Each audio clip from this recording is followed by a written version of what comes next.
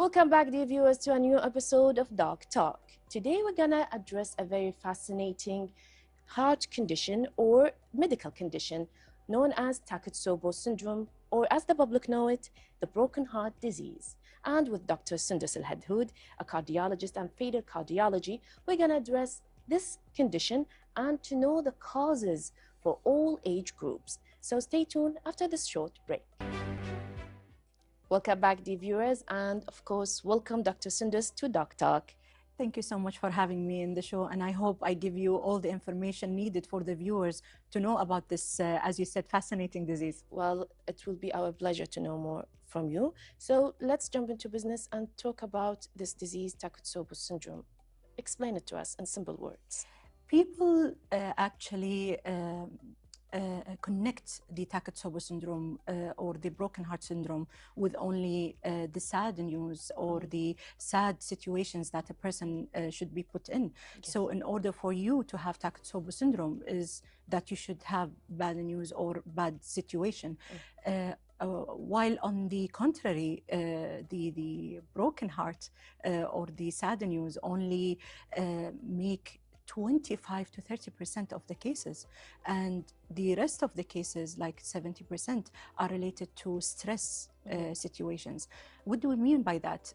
Sometimes a person might have a major surgery, a broken leg or amputated leg, extensive or massive car accident. There is tumors. Some of the tumors secrete some hormones are responsible to cause the Takotsubo syndrome. So the misnomination or misnomer of this syndrome itself gave it only this side of the emotional situation of the person. Rather, it is more related to physical than emotional.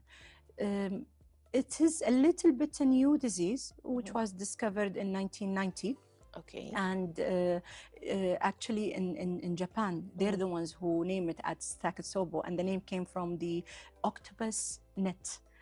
So they have this funnel-shaped nets where they catch the octopus. Yes. And actually they discovered that people of certain emotional and physical stress, they have their heart shape is actually the same as the same shape of exactly. But if you go through history, you will see that it has been reported even earlier, but none of the reports gave it a name or a specific signs and symptoms that you can see either physical or through investigation, which is by echocardiography.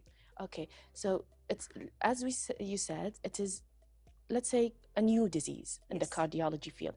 But what are the triggers? You said before that there are physical triggers like surgeries and let's say stress.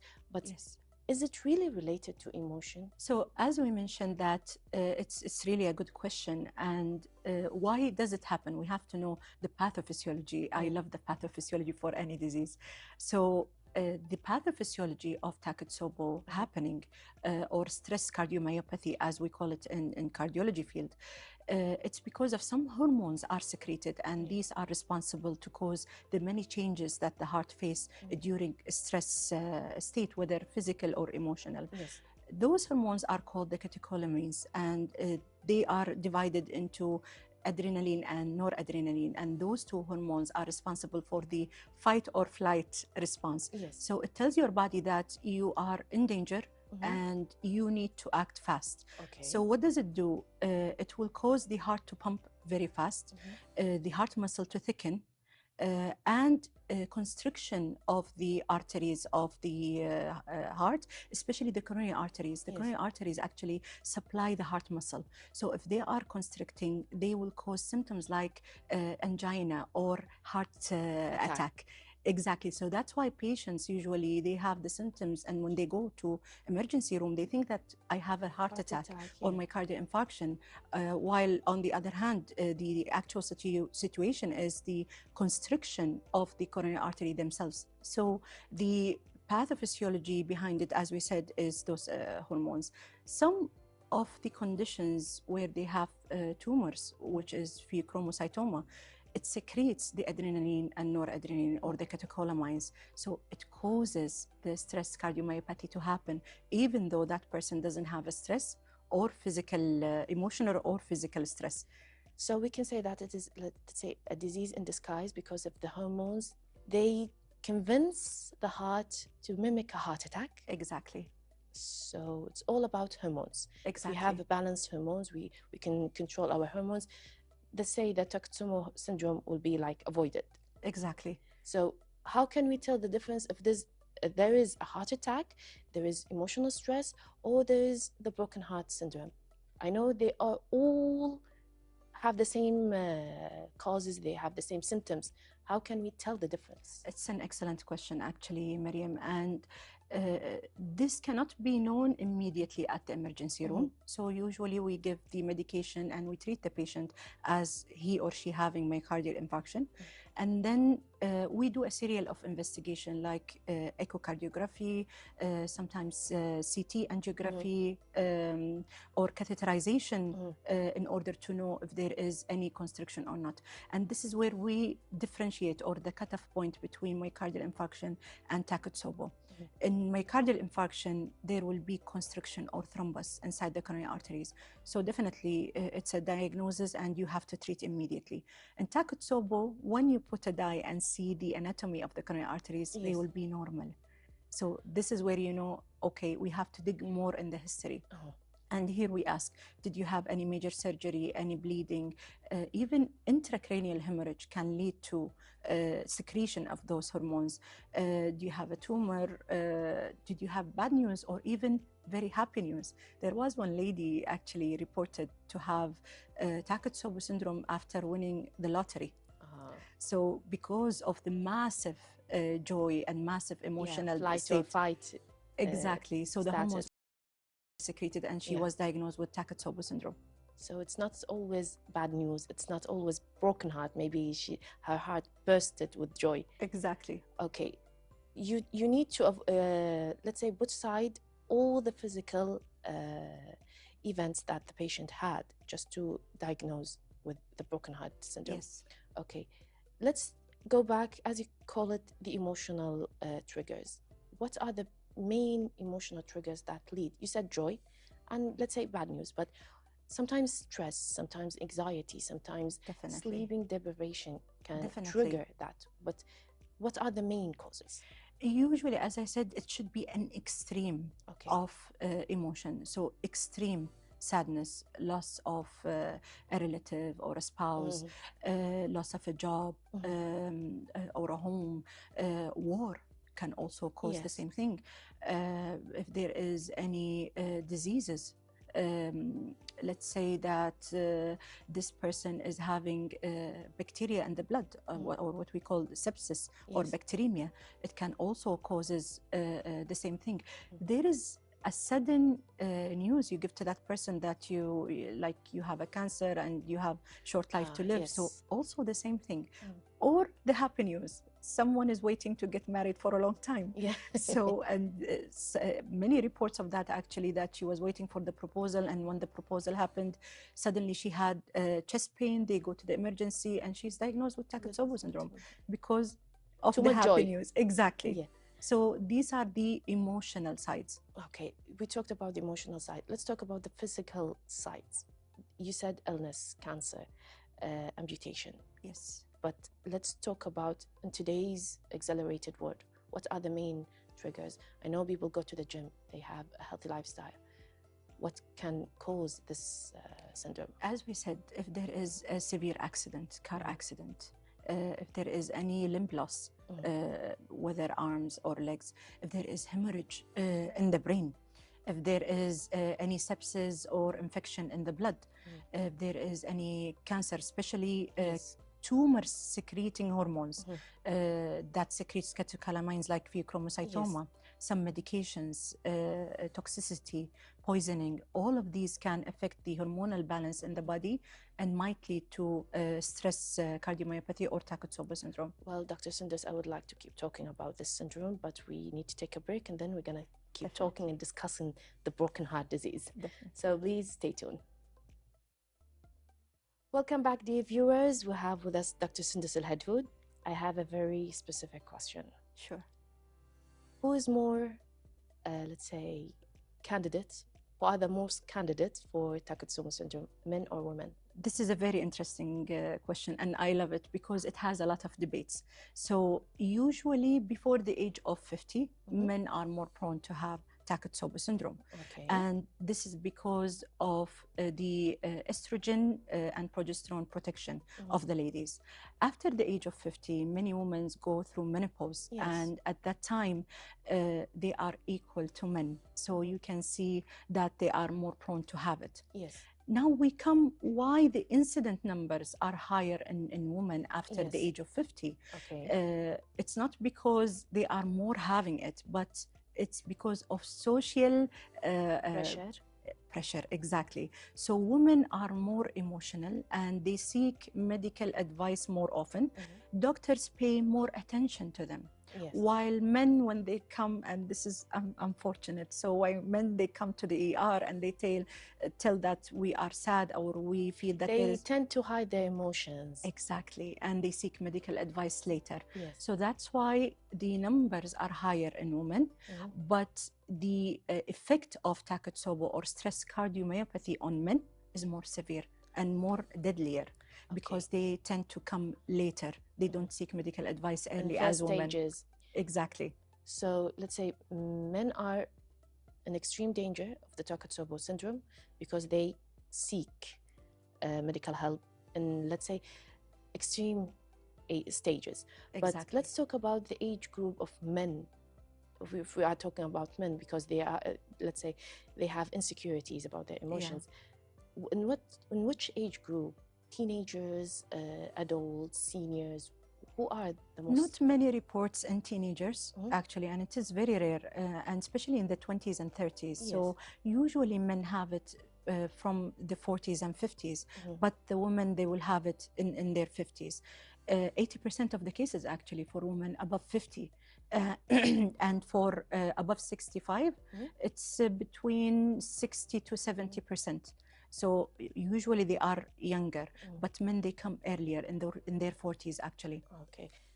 And the same question and the same subject, how dangerous Takotsubo from heart attack? Both of them can lead to death in extreme cases, but if we can treat it in early stages. Takotsubo, usually it affects the heart in many ways. So it might either lead to heart failure, because the heart will dilate and there will be thickness in the muscle, the function is not good, so it might lead to heart failure. And this is where usually the patient is admitted to the ICU or intensive care unit, and this is where we give all the medication to intensify the muscle function. Sometimes they will have myocardial infarction like symptoms, and as we said, because of the constriction, so the muscle at that place where it is supplied by that coronary artery might be affected and might be dead for a certain period of time. So it will need time to actually function again, from weeks to months. So this is where also the, let's say, the dangerous situation or dangerous phase that the patient might have at that period of time. But usually Takotsubo is not life-threatening. And this is for most of the cases, self-limiting. Once you remove the stress, once you treat the patient, once you give the supportive care, the patient will recover without anything within few weeks to few months.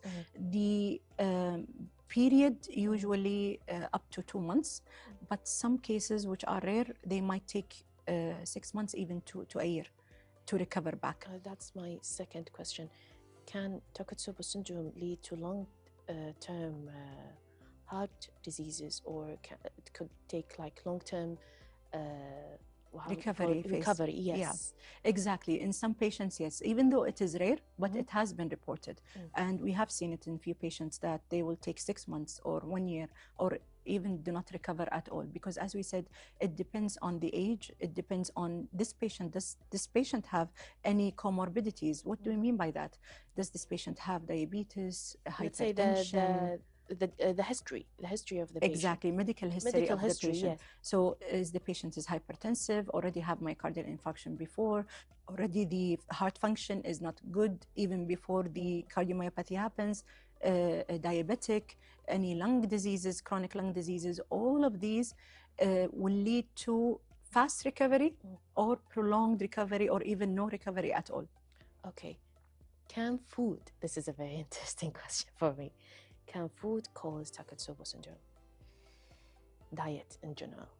Diet in general, no, but let's say that this patient is allergic to certain types of food, Okay. and allergic reaction or anaphylaxis happens, yes, it might lead. It might lead. Yeah. Okay, how about social stress? You said Definitely. women are falling under social stress, especially now with social media and the face-to-face interaction. Can this lead to Takotsubo syndrome for also men? Let's say the peer pressure for women, especially now we are going back to schools and universities, colleges. Can social stress cause Takotsubo syndrome? Definitely, it plays actually a major role, but as we said, it's only accounts for 25 to 30% of the cases, but this is not a small number. A person should put in mind, and the viewers, that when we talk about this percentage, 5% for us in cardiology is not a small number. It's actually a big number. So what about 25 to 30% percentage? So it is a huge number, but emotional stress plays a major role. I have seen many of my colleagues, doctors, nurses, they have actually Takotsubo syndrome. We have diagnosed them and we have treated them because of loss of a spouse, loss of a son, loss of a parent, divorce, loss of a house, like some of the non-Kuwaitis who are working here and they hear that in their country they have a war or they have a family problem, family issues. This sudden news or sudden stress on the body, as we said, will cause the hormones to be secreted and will lead to it. And we have seen, as I said, not only regular people, but even doctors with us working in the hospital having the same actually disease. Dr. Sundos, in the first part, we talked about how to diagnose Takotsubo syndrome. Yeah. Tell me about the treatment and how does treatment play a specific role, a vital role for the long term? We know that Takotsubo syndrome cannot be avoided in any way. Maybe you have it today, tomorrow, or maybe next year you will have it again. It happens regularly. Definitely. But let's talk about treatment. I want to know the treatment so I could avoid it in the future. So we talk about first the acute treatment is when the patient is having the Takotsubo syndrome. If there is any suspicion of coronary spasm or any occlusion, then we have to start the patient on aspirin until those symptoms resolve and until the electrocardiogram or ECG goes back to normal. This is where we can stop the aspirin. Then we have the function of the heart muscle. If the function is affected, then we need to give medication until the heart goes back to normal function. So we can give beta blockers, we can give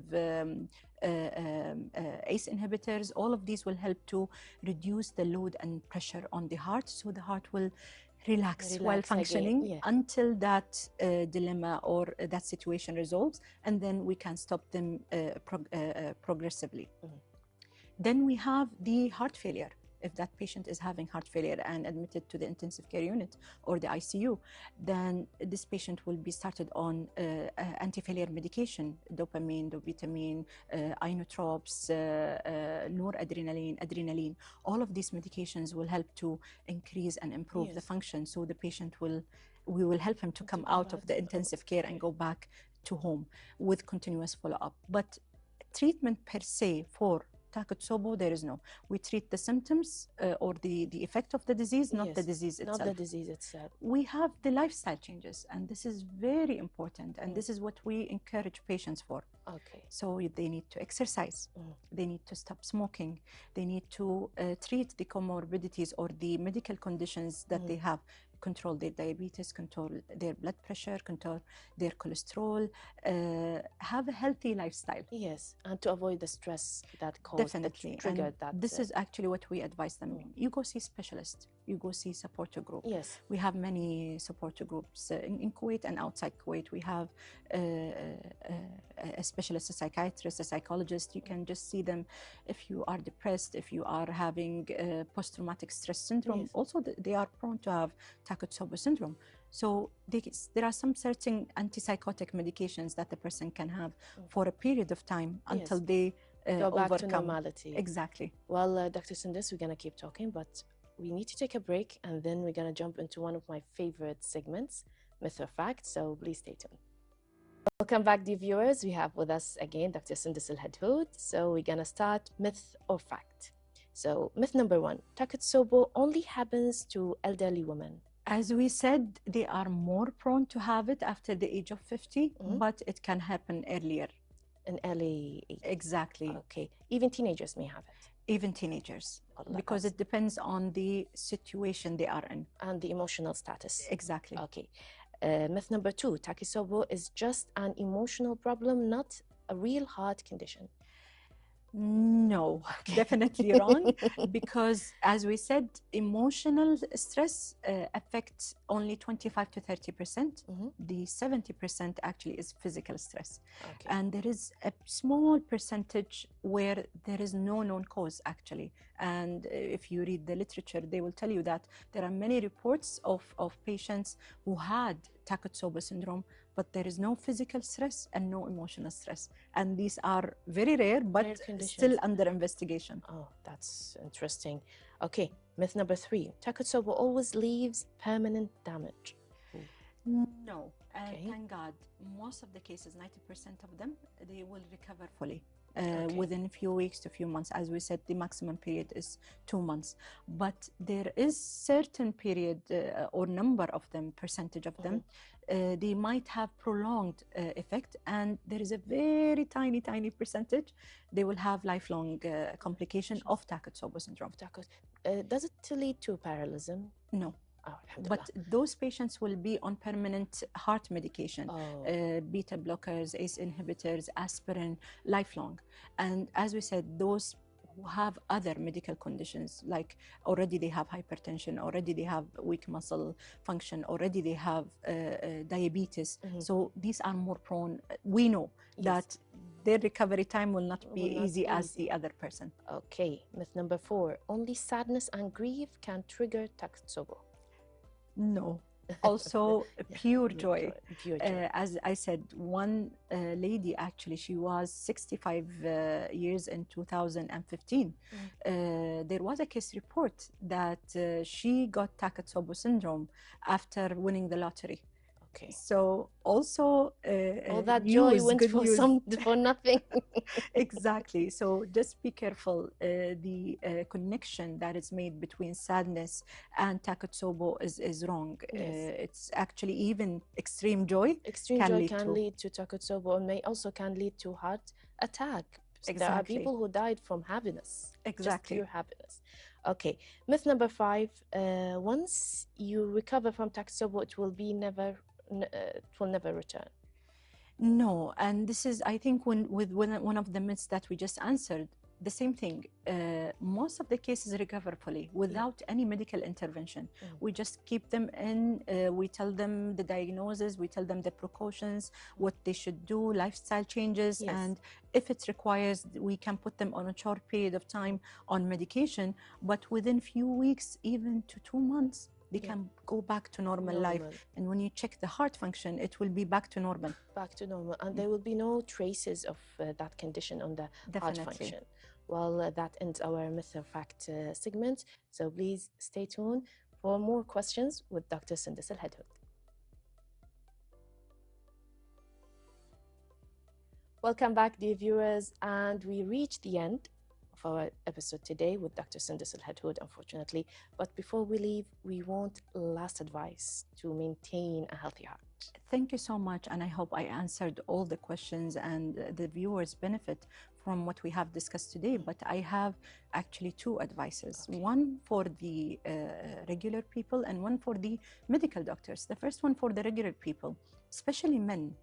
If you have any symptom of chest pain, any abnormal feeling, aching in your chest, heaviness, don't hesitate to go to the medical personnel or medical advice.